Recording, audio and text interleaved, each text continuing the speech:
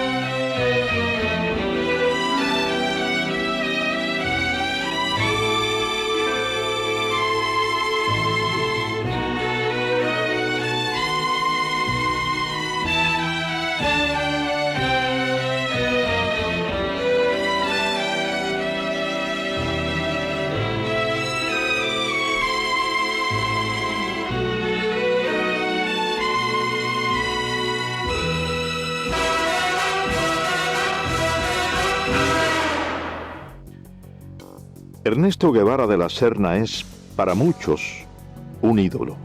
Para otros, solamente el esqueleto de un falso mito que ha tejido el cruzar de la historia. Las anécdotas sobre un joven idealista, luchador infatigable a favor de los necesitados, de un Robin Hood latinoamericano, han sido desmentidas por varios historiadores. Guevara, hasta llegar a Guatemala, no tenía formación ideológica ninguna. Era el aventurero aquel que lo que le interesaba era el juego de fútbol y la indiferencia y la fotografía que tomaba. Y entonces, cuando está allí en Guatemala, que comienza la invasión, él le escribe a su tía una carta: me estoy muriendo de la risa, no dice muriendo, dice una grosería, que no quiero repetirla, de la risa, viendo a la gente correr por las bombitas que están tirando estos aviones. O sea, él es un espectador de aquella lucha que tiene parte del pueblo de Guatemala que respalda a Arbenz y las tropas de Castillo Armas que al fin dominan la situación y derrocan al gobierno de Arbenz. Enrique Ros, historiador e investigador, es autor de una de las más completas obras sobre la vida del guerrillero argentino, Ernesto Guevara, mito o realidad. En ese momento, Guevara decide, sin haber participado de la lucha, ingresar en la embajada argentina y fue atendido, y de nuevo lo vuelve a decir Ernesto Guevara en su diario, ¿no?, que él recibió una cortesía grandísima de la embajada porque recibía lo que él más quería, que eran periódicos de la Argentina que venían con regularidad a la embajada, y el bife, que es la carne que servían allí. Y allí ya ha conocido a Hilda Gadea. Hilda Gadea es una muchacha peruana y de ideas comunistas. Y es Hilda Gadea quien empieza a formar ideológicamente a Ernesto Guevara y quien lo presenta a una serie de figuras, lo había presentado, del gobierno de Arbenz. Así que ahí es cuando él empieza a formarse. Y ya había ha hecho contacto también a través de Hilda Gadea con Ñico López, que es el primer cubano con quien él hace contacto en Guatemala. Es Ñico, el Flaco López, quien lo recluta y lo presenta al grupo de cubanos exiliados que militaban en el movimiento 26 de julio en Guatemala.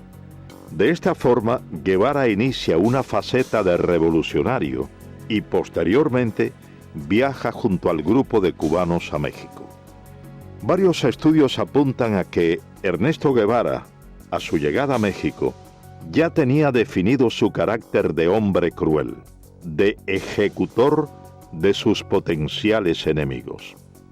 En carta dirigida a su amiga y exnovia Tita Infante, señala: si se hubieran producido esos fusilamientos, el gobierno hubiera conservado la posibilidad de devolver el golpe, refiriéndose al derrocamiento del gobierno de Jacobo Arbenz en Guatemala.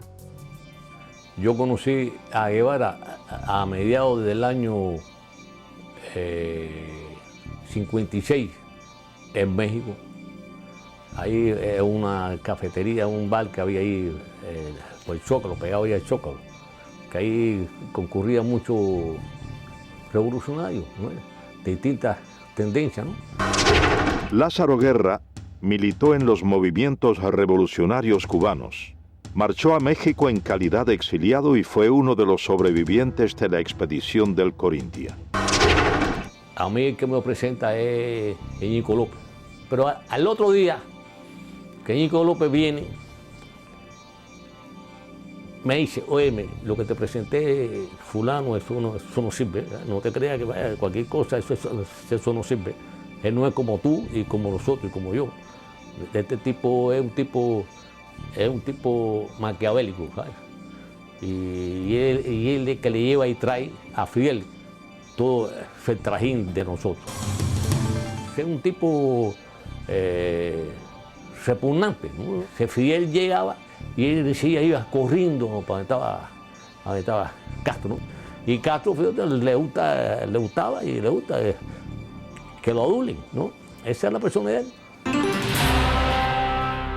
Sí, él vino a pedirme ayuda. Me dijo que había 11 cubanos durmiendo en el suelo en el departamento de María Antonia González. Una pobre mujer, en un departamento muy chico, y estaban durmiendo en el suelo. Y aquello me tocó el alma. Y le dije, mándame 7 o 8 para acá, yo les haré una comida al día y alojamiento. Orlando de Cárdenas, periodista, fue amigo de Fidel Castro. Vivía en México y fue uno de los principales colaboradores del movimiento 26 de julio en tierras aztecas.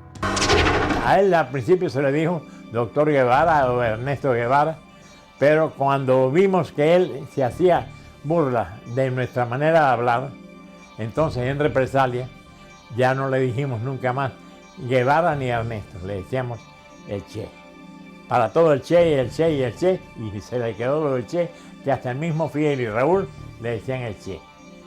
Y se lo decíamos muchas veces con un poco de sorna, como para restregarle en la cara lo que él nos había hecho a nosotros. Nunca nos vio completamente como compañeros. Guevara nunca llegó a intimar totalmente con el grupo de jóvenes revolucionarios cubanos. Cuentan quienes compartieron con él el entrenamiento militar en tierras aztecas que su desprecio hacia los cubanos siempre se hacía sentir. Sentimiento que extendía a los negros y al pueblo mexicano, a quienes constantemente menospreciaba. Llegamos a México el 10 de diciembre de 1955 y Fidel me presentó y me dijo, muchachos, este es el coreano, él va a ser nuestro instructor militar. Miguel Sánchez, el coreano, combatió junto a las tropas estadounidenses en la Guerra de Corea. Fue reclutado por Fidel Castro como instructor militar de los cubanos que se entrenaban en México. Allí en la casa de María Antonia González conocí a Ernesto Guevara de la Serna, que después le decían el Che, todavía le decíamos el Chancho, porque él tenía poca afición por bañarse y siempre tenía un olorcito arriba que olía como a riñón hervido. Al principio quiso entrar en indisciplina y yo lo paré tranquilamente y le dije, yo estoy a cargo del entrenamiento militar, tú no eres más que un soldado. Se me puso a echar una sonrisita y yo le dije, 20 planchas, Ernesto Guevara de la Serna, y dio las 20 planchas. Él despreciaba a los negros. Muchísimas veces tenía problemas con Juan Almeida Bosque, que le decía el negrito. Y Juan Almeida se insultaba. Y entonces yo dije, mira Juan, tú lo que tienes que decirle cuando te diga el negrito, dile, tú eres el chancho porque tú no te bañas. Y así se lo decía Juan Almeida Bosque. Después despreciaba a los indios. Fíjate cómo dijo, la indiada analfabeta de México. El 24 de junio de 1956, un grupo de los presuntos expedicionarios es capturado por las autoridades de migración mexicana. Ernesto Guevara estaba entre ellos. Varios estudios acusan a Guevara de haber sido informante o delator al colaborar con las autoridades por temor a una posible deportación a la Argentina, su tierra natal, a principios de julio de ese año. Juan Almeida Bosque, él me dijo a mí que Ernesto Guevara de la Serna, el Che o el Chancho, había colaborado con la policía cuando nos arrestaron al grupo y lo llevaron a la cárcel migratoria de Miguel Schultz. Y él se había puesto en contacto con las autoridades de México para entregar todas las armas del rancho de Santa Rosa de Chalco.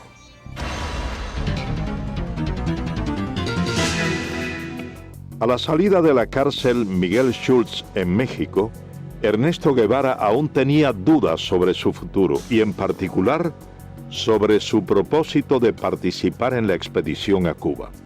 En carta dirigida a su madre le manifestó su intención de cambiar los planes y viajar a Europa y a la China de Mao.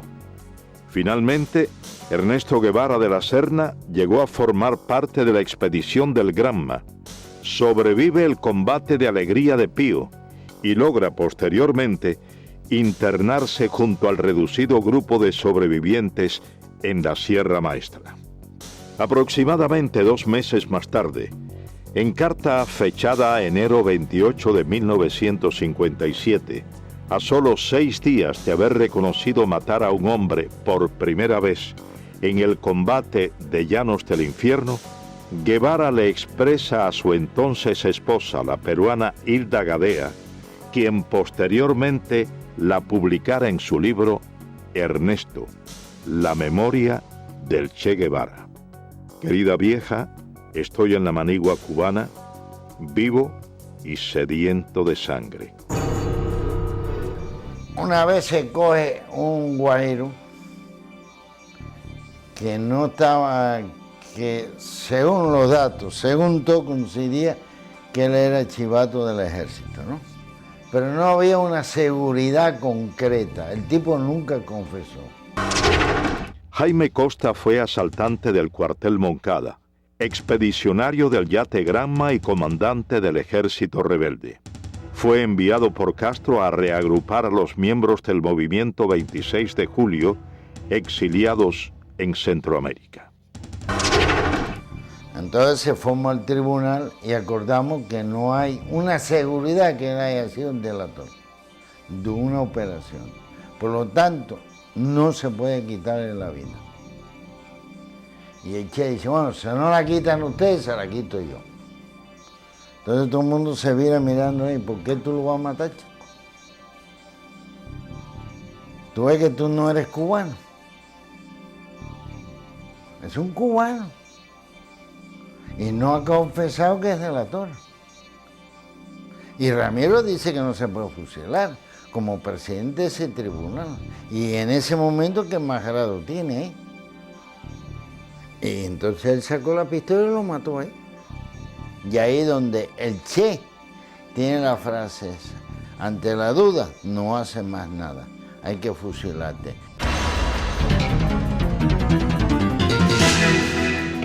De esta forma, Guevara asesina personalmente a Eutimio Guerra, un campesino que se había unido al ejército rebelde y posteriormente dirige otras ejecuciones en la Sierra Maestra.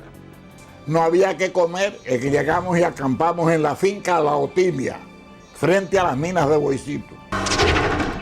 Luciano Medina fue capitán del ejército rebelde, hombre de confianza y correo de Fidel Castro. Participó en la invasión de Oriente a Occidente bajo las órdenes del comandante Camilo Cienfuegos.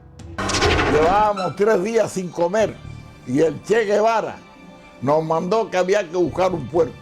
Y yo fui a casa de Carlos Sotolongo, que tenía una finquita allí cerquita de la mina, y compré un puerco que me costó 70 pesos. Entonces ya estábamos comiendo allí, toda la tropa estaba comiendo, y entonces llegó un señor y le dijo al Che Guevara, bueno, es que tenemos un chivato que hay que ver cómo se saca ese hombre de aquí, que se llama Juan Pérez, dueño de la finca Rancho Claro, que es un cosechero de café. Entonces mandaron a buscar el hombre. El hombre tenía 3 hijos, chiquitos de 4, 5 y 6 años. No tendrían más los chiquitos que tenía allí. Entonces cogieron y lo fusilaron. Y eso nos cayó mal a toda la tropa. Los fusilamientos se generalizaron. Varias investigaciones responsabilizan a Ernesto Guevara por el asesinato de al menos una docena de hombres en la Sierra Maestra, en la gran mayoría de los casos sin tener pruebas incriminatorias. Yo conocí a Ernesto Guevara en la Sierra Maestra en el mes de marzo de 1958, que como corresponsal de guerra de la revista Bohemia fui a entrevistar a Fidel Castro. Agustín Hayes fue periodista de la revista Bohemia.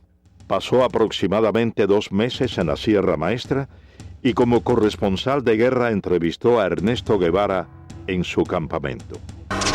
Cuando yo entrevisté a Ernesto Guevara en la Sierra Maestra en marzo del año 1958, entre las cosas que yo observé de él, que tenía una personalidad despótica, dura, cruel.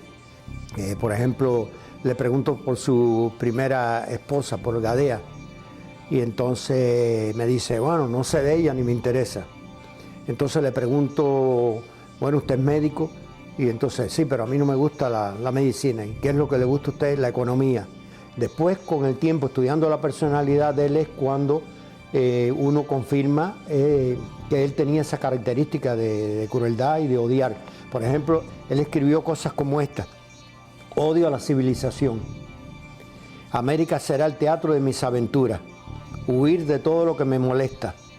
Donde me lleven los acontecimientos. Mi ambición de horizonte y mi fatalismo. Me interesa la nueva China por estar acorde a mis ideas políticas. Yo vivo con ese espíritu anárquico que me hace soñar horizontes. Mis amigos son amigos mientras piensen políticamente como yo. No soy moderado y trataré de no serlo nunca. Asaltaré las barricadas y trincheras, teñiré en sangre mis armas y loco de furia degollaré a cuanto vencido caiga entre mis manos. Una madrugada, uno de los que estaban en el campamento La Plata tenía como una pesadilla y decía, mátalo, mátalo. Entonces por la mañana yo hablé con él, otras veces había hablado con él, me había dicho que era estudiante de medicina. Él se llamaba, era capitán Humberto Rodríguez. Entonces me dijo que él era el jefe del pelotón de fusilamiento, que allí fusilaban. Entonces me contó una anécdota de eso, de mátalo, mátalo. Era una de las personas que llegó un momento que él dudó y entonces le daban la orden de que tirara y él tiró. Entonces me empezó a contar de que había fusilamiento, que lo mismo fusilaban allí en el campamento de Fidel en La Plata que en el de Che, en la mesa, en la pata de la mesa. En una ocasión me dijeron que iban a haber un fusilamiento, que si yo como periodista quería verlo, yo dije que no. El camarógrafo que estaba conmigo era Guayo, Eduardo Hernández Guayo, le decíamos. Y entonces tampoco fue. Pero sí había muchos testimonios allí de que él fusilaba. Otro de los elementos que caracterizaron a Ernesto Guevara de la Serna fue su inoperancia táctico-militar. A pesar de haber sido nombrado por Fidel Castro como jefe de una de las más importantes columnas guerrilleras, afirman sus compañeros de lucha que Guevara no estaba capacitado militarmente. Yo conocí a Guevara desde antes de ser comandante, yo, en la Sierra Maestra. Yo llegué a la Sierra procedente de Costa Rica cuando ya había varios meses de lucha. Y pues nos relacionamos y me tocó hasta estar bajo las órdenes de él por un tiempito, varias semanas. Y lo conocí de cerca. Uber Matos fue comandante del ejército rebelde. Tras el triunfo de la revolución castrista, fue jefe militar de la provincia de Camagüey. Y luego de su ruptura con Castro, cumplió 20 años de presidio político. Me confesó en cierta oportunidad que bueno, que él de cuestiones militares no sabía nada. Hay una oportunidad en que yo le digo, me mandaron a tus órdenes, tengo que hacer una línea de fortificaciones, la zona esta está bajo tu mando, ¿dónde hago las fortificaciones? ¿Dónde establezco todas las defensas? Y me dice, yo de eso no sé nada, pero hablas bajo tu criterio, pero si tú eres el jefe que vas, la defensa aquí tienes que hacerla de acuerdo con un concepto estratégico, táctico, es decir, tienes que pensar, yo voy a desplegar los hombres aquí, allá, y yo hago las defensas, las líneas de trinchera y los túneles para detener el avance de los tanques y las demás defensas que vamos a cumplir, de acuerdo con el plan tuyo. Dice, yo no tengo ningún plan. Varios textos ponen en entredicho la autenticidad de los diarios de campaña publicados y supuestamente escritos por Ernesto Guevara. Durante el paso de la columna número 8 Ciro Redondo por Camagüey, Guevara y su tropa tienen que huir después de un enfrentamiento con fuerzas del ejército del general Fulgencio Batista, abandonando en el lugar de los hechos toda la correspondencia y los manuscritos del diario de campaña de Guevara en la Sierra Maestra, datos que, posteriormente, fueron empleados por la policía para arrestar a varios colaboradores del ejército rebelde. Me dan la orden a las 8 de la noche que me traslade urgente para Camagüey con mi avión y mis pertenencias. Carlos Lazo es piloto aviador. Fue segundo teniente y piloto de enlace del Ejército de la República. Combatió al ejército rebelde. El coronel Dueñas me dice, ¿a qué hora tú puedes volar mañana temprano? Y le explico que a la hora que quiera. Y me dice, bueno, a las 6 vuelo para un lugar que le llaman 4 compañeros.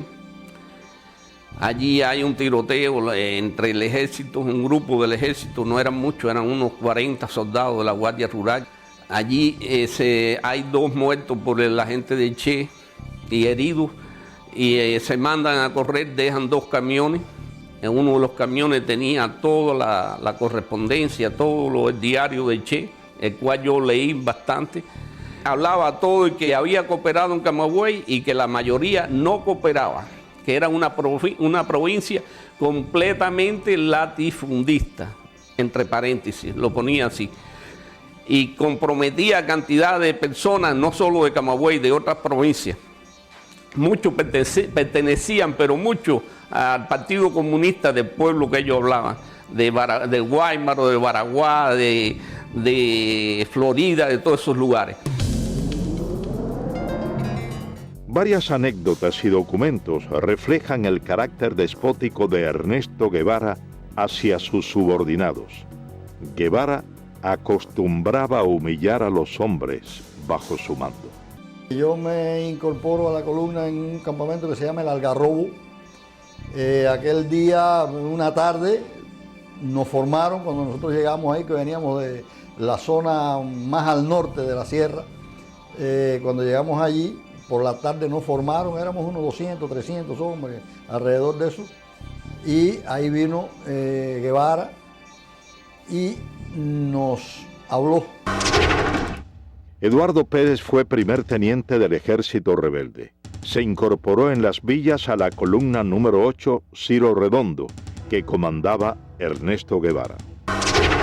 A nosotros nos mandan a la zona que va entre Fomento y El Pedrero, en un lugar un poquito más adelante de un lugar que se llama Cipiabo. Empezamos a combatir de acuerdo con las órdenes que teníamos, no nos habían situado todos éramos bisoños ahí, no nos habían situado ningún personal experimentado. El primer día, en el primer combate, cuando llevábamos 2 o 3 horas combatiendo, vimos que allí no había posibilidad de resistir, nos retiramos y hicimos una línea de resistencia como 1 kilómetro más atrás. Ahí mandaron a alguna gente experimentada, 4 o 6 gente experimentada, entre ellos Rogelio Acevedo, los mandaron a esa línea de combate y ahí estuvimos combatiendo 3 días continuados. En esos 3 días no recibimos comida, no recibimos nada, y en el tercer día viene Camilo, que traía unas armas de Yaguajay, y vino hasta el Pedrero. Cuando llega Camilo al Pedrero, los otros que están allí, nadie se atreve a mandarnos nada de comer. Cuando llega Camilo, allí el Pedrero, el Che no está, y Camilo empieza a preguntarle cómo está la situación. Y Camilo dice, pero ven acá y a estos hombres, ¿por qué no le mandan comida? No, porque el Che dice que no, porque se tuvieron que retirar de la primera posición que tenía. Dice Camilo, no, pero que los maten a tiro, que los maten el ejército, pero ¿cómo los va a matar de hambre el argentino este? No. Y esa tarde nos llegó a nosotros cajas de malta, salchichones, cajas de galletas, y pudimos comer esa tarde después de 3 días. La primera misión de Ernesto Guevara tras su llegada a las villas fue tomar el control de la zona hasta ese entonces en manos de los guerrilleros que operaban en el Segundo Frente Nacional del Escambray. Guevara realiza su primer contacto con los miembros del Directorio Revolucionario Estudiantil 13 de marzo y aprovecha la reunión para dejar en claro su posición de hombre fuerte y sin escrúpulos, al asesinar durante ese primer encuentro a 2 campesinos acusados de ser chivatos. Guevara llega a las villas. Él tenía un interés especial en hablar con nosotros, quizá por la aureola que representaba que los grupos nuestros estaban formados por gentes estudiantes, pichones intelectuales algunos. Roberto Bismarck fue capitán del Ejército Rebelde, miembro del Segundo Frente Nacional del Escambray, participó en el primer encuentro conocido como el Pacto o Reunión del Pedrero. Fuimos a la reunión aquella, una reunión que tuvo lugar en el Pedrero, una sección del campamento de nosotros, y allí lo conocimos. Lo conocimos como podíamos conocer a cualquier otro. Y estuvimos conversando quizá un periodo, quizá de unas 4 o 5 horas. Ese fue el contacto mío y de nosotros con este personaje. Pensamos que este hombre no tenía ninguna intención idealista ni remotamente. Por ejemplo, un hecho que resultó bastante chocante para mi persona. Hubo una operación, una pequeña operación militar, en la cual se logró apresar algunas personas, algunos de ellos guajiros, que supuestamente habían estado colaborando, a mí no me contaba, pero eso era lo que se le adjudicaba, con el régimen de Batista. En forma arbitraria, yo fui testigo de que el Che Guevara dijo que a esa gente, como eran unos colaboradores de la llamada dictadura, había que castigarlo con la muerte. Y sin juicio previo, incluso contra la protesta, no vamos a decir protesta, contra el juicio de nosotros de que no debía de acelerarse un tipo de acción en ese momento porque no habían garantía para la persona que supuestamente estaban acusadas. El Che Guevara dijo que no, que eso había que matarlos. Y a 2 de ellos fui testigo presencial de que con su pistola los mató. Ernesto Guevara subestimó a los miembros del Segundo Frente Nacional del Escambray que combatían en la zona central de la isla y no aceptó la autoridad de los comandantes que combatían en esa región montañosa. Al entrar el Che Guevara a la provincia de Las Villas, por la parte noroeste de Banao, nos encontramos con él allá, que él estaba acampado con miembros del directorio revolucionario, con el comandante Cubela. Elías Nazario fue capitán del Ejército Rebelde, miembro del Segundo Frente Nacional del Escambray y ayudante personal del comandante de la Revolución, Jesús Carrera Sayas. Él y el comandante Carrera tuvieron una buena discusión, ¿no?, por la zona que se estaban disputando, ¿no?, porque ya el Che venía diciendo que era comandante en jefe del Escambray. No era cierto, porque el comandante en jefe del Escambray era Eloy Gutiérrez Menoyo en aquel momento.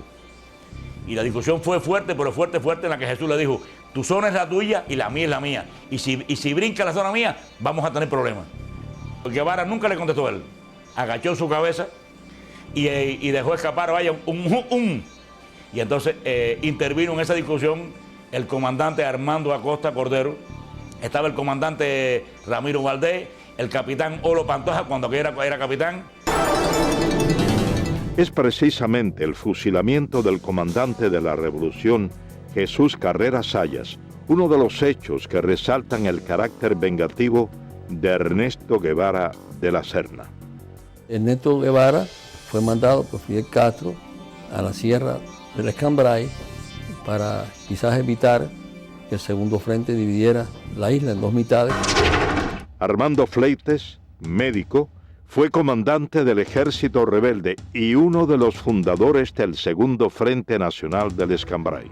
El Segundo Frente Nacional del Escambray envió como oficial para las primeras conversaciones con Ernesto Guevara al comandante Jesús Carrera.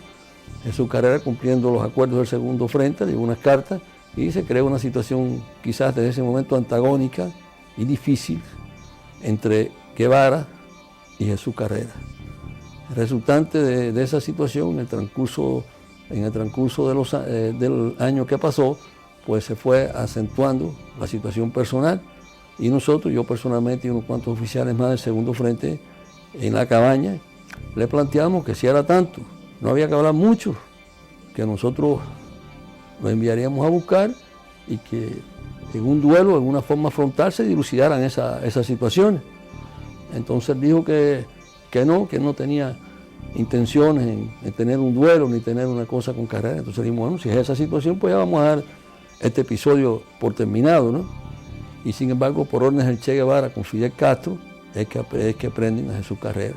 Y más tarde Jesús Carrera es fusilado, precisamente, por la persecución y por la venganza, el odio, el resentimiento y la cosa de personalidad. No quiso dilucidar como dilucidan los hombres en un frente de combate o en un duelo, sino veló la oportunidad y por la espalda lo lleva, tenía todo el poder y por la espalda le cuesta la vida. Entre las hazañas injustamente atribuidas a Ernesto Guevara de la Serna está la toma en la ciudad de Santa Clara de un supuesto tren blindado. Varios de los protagonistas de ese hecho contradicen lo expuesto por el régimen castrista y manifiestan que todo lo orquestado, más que una proeza militar, fue una traición a una negociación ya acordada por el Segundo Frente Nacional del Escambray con oficiales del ejército de Batista. El tren blindado fue una acción de traición del Che Guevara al Segundo Frente Nacional del Escambray. Lázaro Asensio, abogado y periodista, fue comandante del Ejército Rebelde y miembro del Segundo Frente Nacional del Escambray. Las tropas nuestras estaban peleando en la zona de Manicaragua y de Cumanayagua. Y el señor Cuso Gómez fue a verme para venir a avisarme de que el tren blindado, el famoso tren blindado, estaba dispuesto a entregarse a el Segundo Frente Nacional del Escambray. Las condiciones eran muy sencillas. El tren blindado, los elementos del tren blindado, los soldados del tren blindado iban a entrar por la zona del acueducto de Santa Clara y allí nos iban a entregar las armas con el compromiso de que ellos se quedaban allí sin pelear contra sus compañeros. Pero por filtraciones que sucedieron, el Che se entera de esa posibilidad y entonces, ¿qué es lo que hacen ellos? Atacan al tren blindado antes que darle la oportunidad que el tren blindado se entregara a nosotros y ahí se produce el ataque de Santa Clara. Es precisamente a raíz de la entrada a la ciudad de Santa Clara de la columna número 8 Ciro Redondo, comandada por Ernesto Guevara, cuando comienzan las ejecuciones indiscriminadas, tal y como había ocurrido en la Sierra Maestra. Guevara ordena, sin la realización de procesos judiciales, el fusilamiento de varias decenas de personas supuestamente acusadas de haber cometido crímenes o de ser delatores del depuesto régimen. El primero que entra en Santa Clara, la ciudad estoy hablando, es el Che. Y Félix Torres, un viejo comunista de las villas, le va diciendo al Che quién eran los chivatos de Batista. Y el Che, sin más ni menos, los va cogiendo, sin interrogar, y los va matando.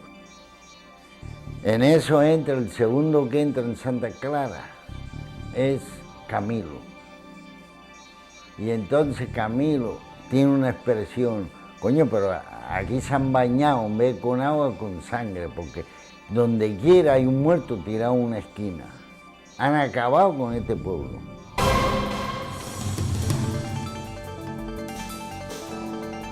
Triunfa la Revolución Cubana.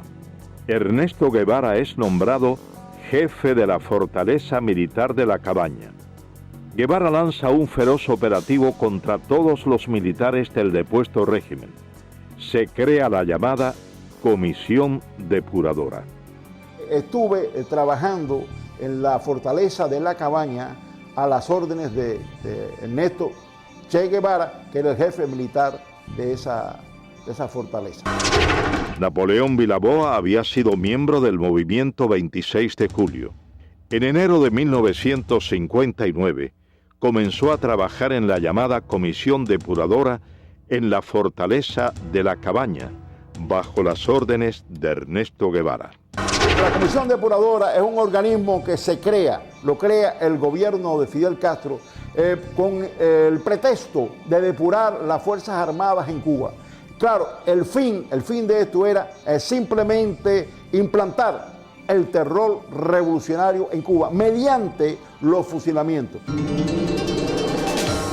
Esos fusilamientos eran una cosa arbitraria, porque los infelices que llevaban allí ya estaban previamente sentenciados a muerte, como en el caso, por ejemplo, del primer teniente José Castaño, que había sido jefe del BRAC y que fue asesinado personalmente por el Che Guevara en su propia oficina, y contra el cual no había ningún tipo de pretexto legal para poder fusilar, porque este señor ni había matado ni había torturado a nadie durante el régimen de Fulgencio Batista. Mi padre fue asesinado por Ernesto Guevara el 7 de marzo de 1959. La razón por la cual Ernesto Guevara mata a mi padre es por la razón de que mi padre tenía un extenso conocimiento sobre las actividades comunistas en Cuba. Desde hacía 2 o 3 años, mi padre era el segundo jefe, primeramente del Servicio de Inteligencia Militar y después del BRAC, que era el Buró de Represión de Actividades Anticomunistas. Mi padre poseía uno de los mejores archivos de todo el sistema comunista que funcionaba en aquel entonces en todo Centro y Suramérica. Las condiciones en las que fue asesinado, él estaba preso en La Cabaña desde hacía aproximadamente 3 meses, y cuando llegó el juicio, que se hizo el 6 de marzo, se hizo un juicio que prácticamente no tenía sentido.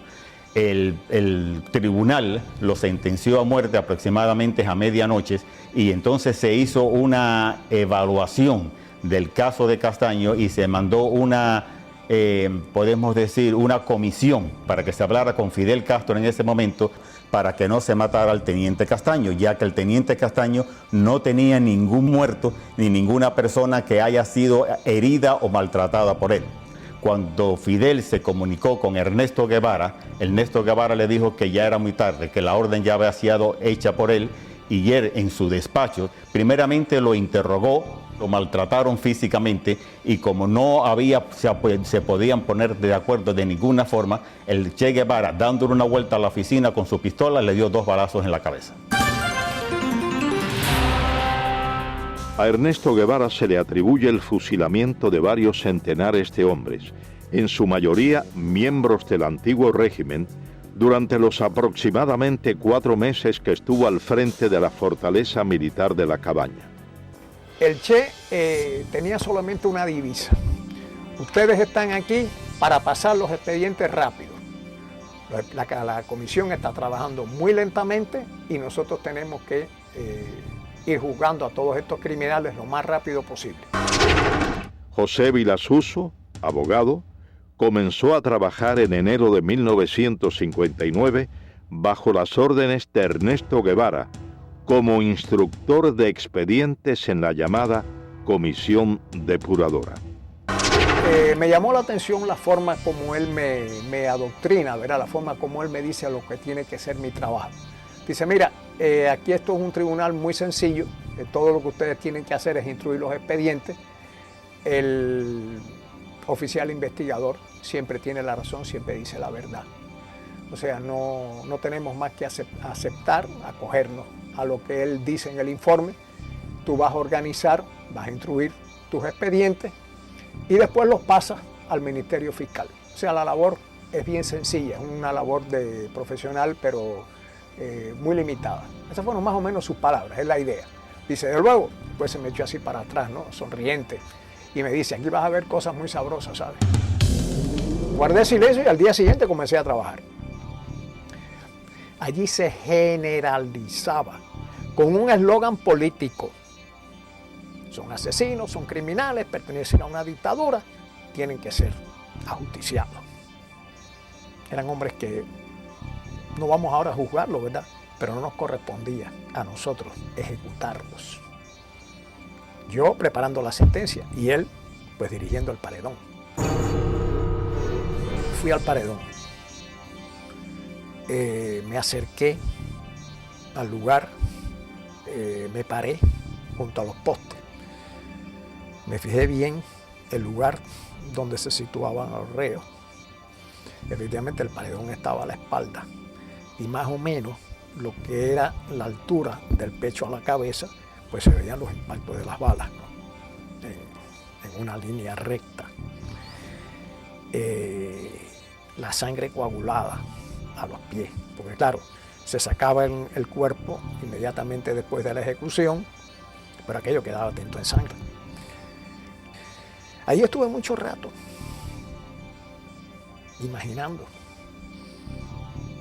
qué es lo que es un hombre parado, amarrado a un poste, y 6 hombres que no lo conocen, a quienes nada le hizo, y quien por la razón de vestir un uniforme distinto va a ser ejecutado. Sin la presencia de pruebas incriminatorias, sin la posibilidad del ejercicio de una defensa justa, cientos de hombres fueron condenados a la pena de muerte por fusilamiento mediante sentencias preestablecidas en los denominados juicios sumarísimos. Ernesto Guevara preparó a muchos de sus hombres de confianza, quienes dirigieron o firmaron las ejecuciones a lo largo y ancho de la isla con la misma falta de escrúpulos que su jefe. Y estoy en el despacho del jefe del regimiento de Santa Clara, que era Ramiro. Pero Ramiro no funcionaba allí. Ramiro se pasaba, yo no sé en qué andaba, pero no estaba en el despacho. El que estaba era Olo. Con Olo Pantoja yo tenía buenas relaciones, yo me llevaba muy bien con Olo, tenía un gran aprecio. Orlando Olo Pantoja fue capitán del ejército rebelde. Fue hombre de la entera confianza de Ernesto Guevara. Murió en Bolivia como miembro de la guerrilla guevarista. Entonces yo estoy en el despacho, sentado y conversando con Olo, y diciéndole que tiene que licenciarme, que si no, que me vayan a coger preso, porque a mí el ejército no me interesa. Me dijo, está bien, vamos a licenciarte, y mandó a uno allí que me hiciera los papeles. Entonces entra un soldado y le da un papel y le dijo, mira, eso de las crucecitas son los que van a fusilarse mañana. Y yo voy y me pongo por detrás de él porque había amistad. Y le digo, ven acá, Olo, y esa gente ya lo jugaron. Y dice, no, eso lo van a jugar esta noche. Y yo, pero ¿cómo se lo van a jugar esta noche? Ya saben lo que van a fusilar mañana. Dice, bueno, eso es así. Estando yo unos 15 días preso en la cabaña, me llaman por los altavoces del penal a la oficina y me encuentro allí con Aleida March y con Ernesto Guevara. Ernesto Guevara caminando por todo aquel pasillo con las manos a la espalda y yo sentado con Aleida March. Roberto Martín Pérez, amigo de la infancia de Aleida March, segunda esposa de Guevara, fue dirigente de la conspiración de Trinidad y cumplió 28 años de presidio político en Cuba. Y de buenas a primeras ese individuo se me para enfrente y me dice, a ti hay que fusilarte. Yo tenía antecedentes de que Ernesto Guevara en muchas ocasiones anteriores había sacado a los hombres de ahí presos y los había fusilado sin un previo juicio. Así que no me extraño nada de esta bravuconada de este hombre. En las gestiones que estábamos haciendo para tratar de salvar a mi hermano antes del juicio final, yo había ido a la cabaña con el ingeniero Viamonte, que trabajaba conmigo en la compañía de electricidad, a ver a Guevara, ya que él había estado alzado con él en la sierra. Entonces Guevara lo recibió muy bien, allá con las patas encaramadas arriba de un escritorio, sin zapatos, rascándose los chicotes ahí como si fuera no sé ni qué. A mí me causó muy mala impresión. Vi la cara de hipócrita, de sinvergüenza que tenía, desde luego. Entonces el ingeniero empezó a explicar. Y él le dijo, no, aquí no hay toalla para nadie. Dijo, no es cuestión de toalla, es cuestión de que están cometiendo un error. La revolución está cometiendo un error y es un inocente, muchacho joven. Y no. Él vestía el uniforme de Batista, decía. El uniforme azul de Batista, que no era de Batista, era de la República. Pero no hay toalla para nadie. Casi que nos botó de allí, desde luego. Y se dirigió a uno que tenía al lado y le dijo, oye, encarga tres cajas más que esto van para allá. Uno de los elementos más distintivos del carácter criminal de Ernesto Guevara fue su desprecio, no solo hacia los hombres y mujeres condenados por él, a quienes consideraba sus enemigos, sino también a los familiares de estos. Este incidente durante un día de visitas a los prisioneros en la fortaleza militar de la Cabaña da prueba de ello. Aquella parte estaba lleno de mujeres, unas que iban a ver a los esposos, otras a los hijos, otras a los hermanos. Y entonces en eso abrieron la puerta de atrás y todas las mujeres se arrimaron a ver y que saliera una máquina. Entonces las mujeres todas rodearon la máquina y empezaron a decirle que qué pasaba, que por favor que los dejara entrar a ver a sus familiares, que hacía días que no lo veían, que le llevaban comida y le llevábamos de todo. Y entonces él eso sí nos miró con una cara de estúpido y nos dijo, están castigados y hoy no hay visita para nadie. Al decir eso todas las mujeres empezaron a gritar y empezaron a coger el carro y a darle por un lado y por el otro y lo movían todo. El chofer le dijo, sube a la ventanilla y eso sí lo subió y entonces llamó por teléfono y vino una patrulla de soldados de eso con una fusta y a todo el mundo le empezó a dar. Tras aproximadamente 4 meses al frente de la fortaleza militar de la Cabaña, Ernesto Guevara ocupó varios cargos durante el comienzo de la Revolución Cubana. Primero, fue presidente del Banco Nacional de Cuba y posteriormente ministro de Industrias. En todos estos, primó su incapacidad profesional y una constante, sembrar el terror como base o medio para el sometimiento. Yo conocí a Ernesto Guevara en el año 1959, cuando Felipe Paso, que con la revolución lo nombraron presidente del Banco Nacional, me citó para diseñar lo que hoy es el Hospital Ifigenio Amejeira, ¿no? Nicolás Quintana, arquitecto, fue designado para diseñar el edificio del Banco Nacional de Cuba, posteriormente transformado en el Hospital Hermanos Almejeira. Cuando Ernesto Guevara sustituye a Pasos en el Banco Nacional, lo primero que hace, como que éramos los arquitectos del edificio, nos invita a mi socio Miguel Ángel Muenque y a mí. Yo me encuentro a este señor en el despacho donde tantas veces yo había ido, ¿no? Cuando Felipe estaba, con los pies arriba de las mesas, una bota se la había quitado, las medias estaban rotas y me acuerdo todavía como si fuera hoy los dedos que se meneaban, ¿no? Y a mí aquello me pareció una cosa kafkiana, ¿no? Porque me pareció increíble que el presidente del Banco Nacional de Cuba fuera ese personaje que estaba sentado allí. Entonces su primera frase fue, usted es burgués, ¿no? No sé por qué, la cogió conmigo, ¿no? Yo dije, no, comandante, yo no soy burgués. Ah, ahora usted es revolucionario. No, yo no soy revolucionario. Burgués era mi bodeguero. Yo soy gran burgués. Nací con una cuchara de plata en la boca y me he pasado la mitad de mi vida trabajando para ayudar a los que nacieron sin ella. Por lo tanto, tengo la moral para poder hablar. La respuesta fue, usted tiene 3 alternativas, y me metió los dedos en los ojos. Una alternativa es que usted se va de Cuba. La segunda alternativa son 30 años. Fíjate con la facilidad, ¿no?, que este señor disponía de la vida de la gente. Y la tercera alternativa, como usted es gran burgués, es el paredón de fusilamiento. Me dicen, óigame, el comandante Guevara ha llamado y dice que quiere que el ministro vaya a verlo al Tribunal de Cuentas. José M. Illán, economista, fue subsecretario de Hacienda y miembro del primer gabinete ministerial de la Revolución Castrista en 1959. Y me dicen, bueno, mire, yo estoy aquí reunido con la Asamblea de los Cultivadores del Tabaco. Nosotros le decíamos los tabaqueros. Y ellos tienen un problema grave. Ellos no pueden pagar los impuestos. Hay que suprimir ese impuesto que ellos tienen que pagar. En ese momento yo me olvidé de que era el comandante Guevara y de que era comandante de la revolución y que era un tipo de tira-tira y que estaba matando gente en la cabaña. Y simplemente actué como el profesional que era.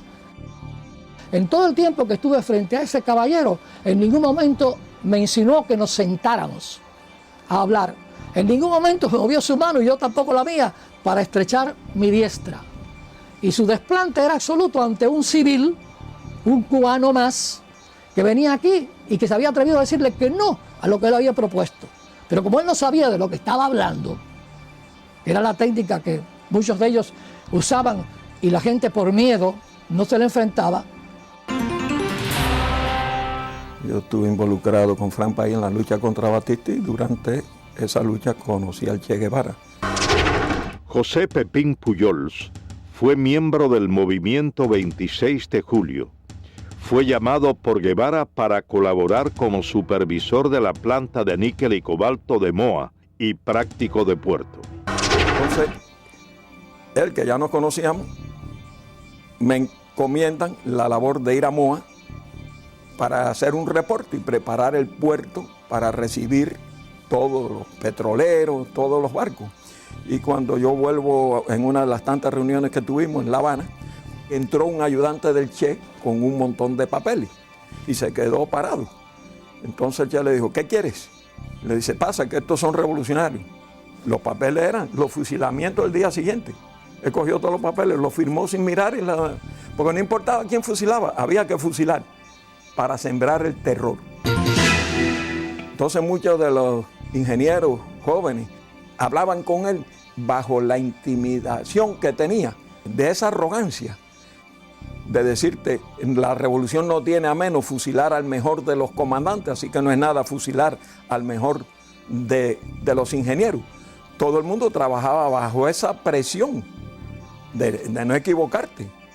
Entonces tú te limitabas a hacer las cosas en la manera más segura. Como práctico de puerto, es un riesgo entrar un barco de noche. Pues no, cerré el puerto y el barco se tenía que quedar esperando allá afuera, que le costaba, incrementaba el costo de demoras. Pero todo el mundo empieza a trabajar con temor. Ernesto Guevara de la Serna, a pesar de ser tan cruel y despiadado con sus enemigos políticos y practicar el despotismo en exceso y en ocasiones la indiferencia con sus subordinados, siempre sintió temor al enfrentar a Fidel Castro. Varias investigaciones muestran que desde el primer encuentro entre ambos en Ciudad de México en 1955, Guevara mostró ese sentimiento y Fidel Castro, al constatarlo, llegó hasta abusar del guerrillero argentino. Mientras yo esperaba allí en el tercer piso, hablando con Fidel, ese día que me empezó a preguntar cómo andaban las cosas, y yo igual. José Ignacio Rasco, abogado, compañero de Fidel Castro durante 11 años de la etapa estudiantil, fue llamado por este a colaborar con la revolución en el año del triunfo insurreccional. Y en eso llega el Che Guevara, y el Che Guevara le dice algo a Fidel que había que proteger a un señor que estaba acusado de que podía traicionar a la causa revolucionaria y que había que fusilarlo.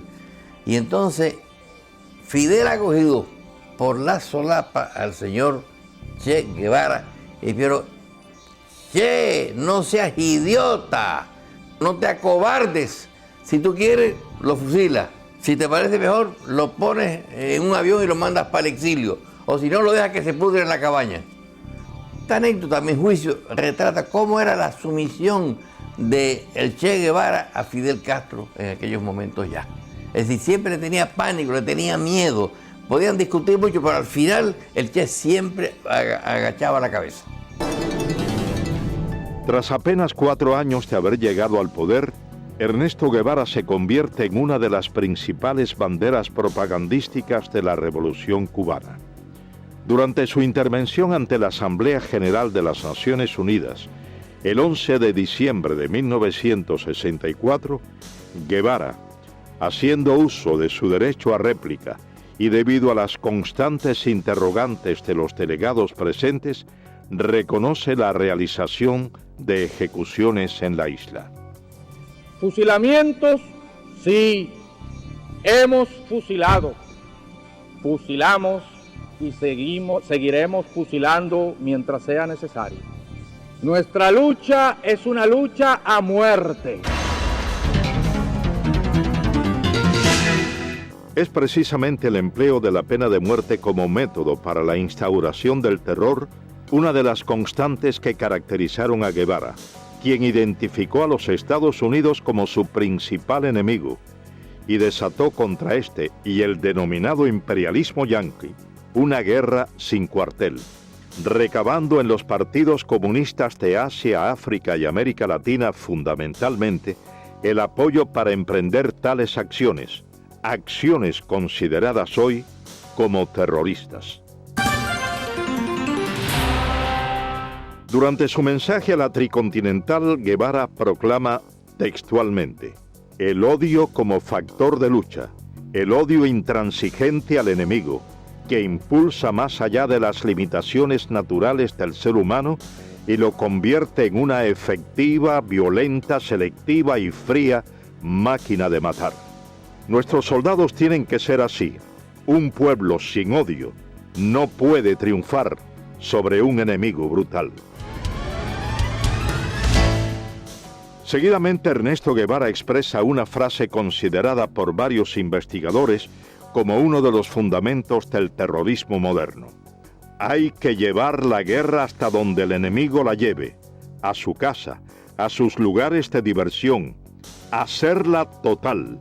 Hay que impedirle tener un minuto de tranquilidad, un minuto de sosiego fuera de sus cuarteles, y aun dentro de los mismos, atacarlo donde quiera que se encuentre, hacerlo sentir una fiera acosada por cada lugar que transite.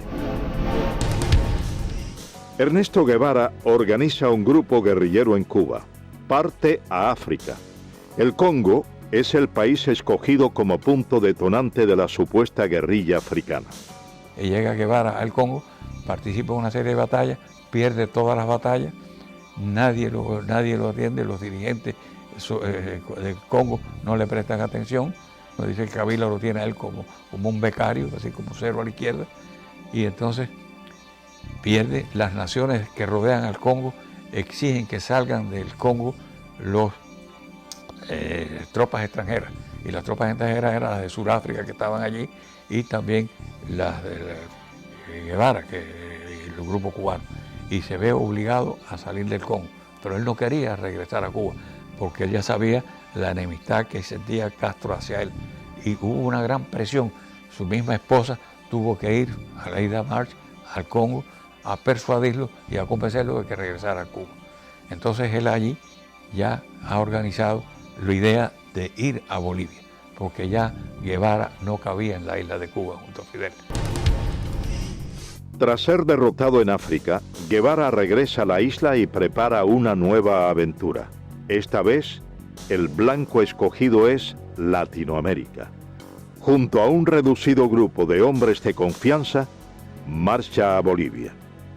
El 31 de diciembre de 1966 se produce muy cercano a la finca Ñancauazú en Bolivia el histórico encuentro entre Ernesto Guevara de la Serna y Mario Monge Molina, secretario general del Partido Comunista Boliviano. Monge le expresa a Guevara que no permitirá que ningún extranjero dirija la lucha armada de su país y le propone hacerse él cargo de las operaciones y designarlo como su asesor militar. Guevara no aceptó. Entonces, él me dijo, yo no te puedo dar la dirección revolucionaria. Él mismo me dijo en la conversación, yo a Cuba no podía volver. Para mí se había cerrado eso.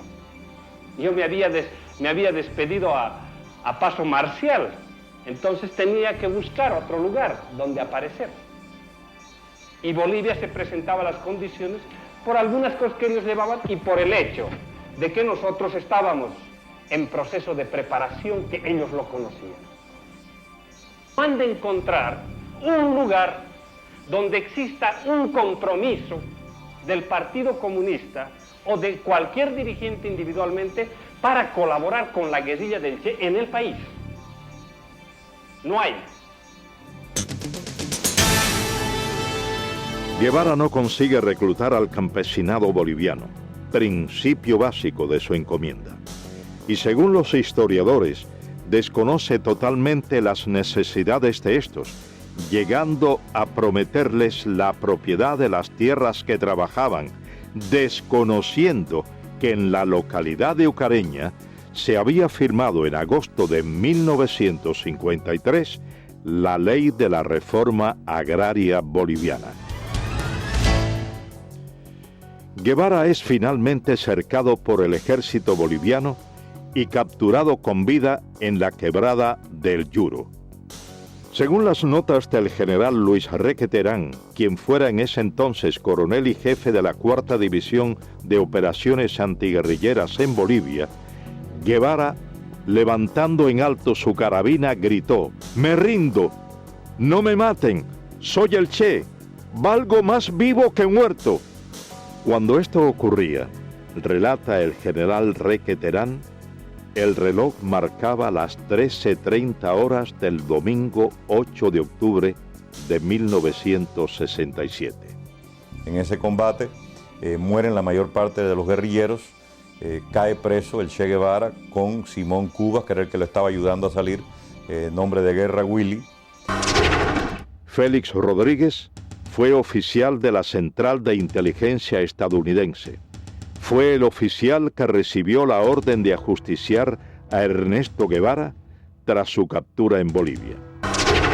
Viene una llamada telefónica y piden al oficial de más alto rango.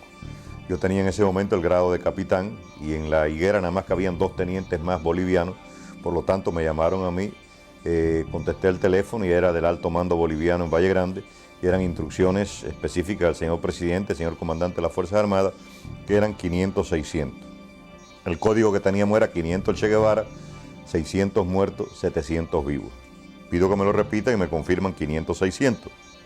Cuando viene Centeno, lo llamo a un costado y le digo: mi coronel, hay órdenes de su gobierno de eliminar al prisionero. Y le doy los códigos. Las órdenes de mi gobierno es tratar de mantenerlo vivo a toda costa. Nosotros tenemos aviones y helicópteros para transportarlo a Panamá para interrogatorio. Con eso me mira y me dice: mira, Félix, usaba el nombre de Félix Ramos. Dice: hemos trabajado empíricamente, te agradecemos mucho, pero estas son órdenes del señor presidente y señor comandante de las Fuerzas Armadas. Si yo no la cumplo, a mí me votan deshonrosamente. Miró su reloj y me dijo: tienes hasta las 2 de la tarde para interrogarlo. Nuestro helicóptero va a venir varias veces, va a traer comida y municiones para nuestros soldados y se va a llevar nuestros heridos y nuestros muertos. Yo quiero tu palabra de caballero de que a las 2 de la tarde tú me traigas el cadáver del Che. Y lo puedes ajusticiar en la forma que tú quieras porque sabemos el daño que le ha hecho a tu patria. Y dije: mi coronel, trata de hacerles cambiar de idea, pero sonar una contraorden. Yo le doy mi palabra de hombre que yo le llevo el cadáver del Che. Entré a la habitación, Él estaba sentado en un banquito que le había quitado las amarras al principio de nuestra conversación y se sentó ahí. Me le paré enfrente y le digo, comandante, yo lo siento. Son órdenes superiores, yo he tratado. Se puso blanco como un papel pensando que era yo el que le iba a tirar. Salí de la habitación, aquello estaba lleno de soldados afuera, obviamente estaban escuchando la conversación y estaba el teniente Pérez al lado del sargento Terán. Y entonces le dije al sargento, sargento, no le tire de aquí para arriba, tírale de aquí para abajo, son órdenes de su gobierno. Se supone que este hombre muera de heridas en combate. El sargento Mario Terán cumplió las órdenes transmitidas a Félix Rodríguez desde La Paz. Con la muerte de Ernesto Guevara quedó desarticulado el foco guerrillero. 5 hombres pudieron escapar con vida. 2 bolivianos, muertos 2 años más tarde, y 3 cubanos. Y yo me considero engañado por el Che Guevara. Porque el mismo amor que sentíamos y respeto por Fidel Castro lo sentíamos por el Che. Yo nunca hubiera querido que me hubiesen preguntado a cuál de los dos quería más, porque no sabría dar la respuesta. Y creo que todos los que estaban a mi alrededor así lo sentían. Dariel Alarcón, Benigno, fue capitán del ejército rebelde. Llegó a ser coronel de tropas especiales en Cuba. Participó junto a Guevara en las guerrillas de la Sierra Maestra y en las insurgencias de El Congo y Bolivia. En la mayoría del pequeño grupo que habíamos allí, cubanos, todos habíamos pasado academias militares y que estábamos preparados ya militarmente. Yo, que era uno de los más brutos, ya podía dirigir una división. Pinares, que era un comandante, que mandaba ejército. Gustavo Machín, otro comandante. Vilo Acuña, otro comandante. Todos éramos reclutas. Ninguno podíamos tomar la decisión aún ni de situar una posta. Éramos nulos. Entonces, ¿por qué no aprovechó nuestra capacidad militar? Yo se la demostré. Porque yo fui el ametralladorista, fui el explorador, fui el punto de vanguardia. Pero después que quedamos, el día 8 de octubre, que quedamos 6, yo saqué 5 hombres hasta la frontera. Con Chile, después de caminar 3.500 kilómetros, con 3 divisiones del ejército persiguiéndome día y noche. Y le hice más baja al ejército que cuando éramos el grupo completo. Rompimos 14 cercos al ejército y perdí un hombre. Pero atravesamos la selva y atravesamos el altiplano y salimos a Chile. Por eso yo digo que hubo una falta en él y fue el de no darnos a nosotros la participación que tenía que darnos, no darnos a nosotros el derecho a discutir las cosas internas de la guerrilla. Él las pensaba, él las elaboraba y él nos las transmitía. Y lo que él dijera, él era lo que había que hacer. Nosotros no teníamos ni voz ni voto.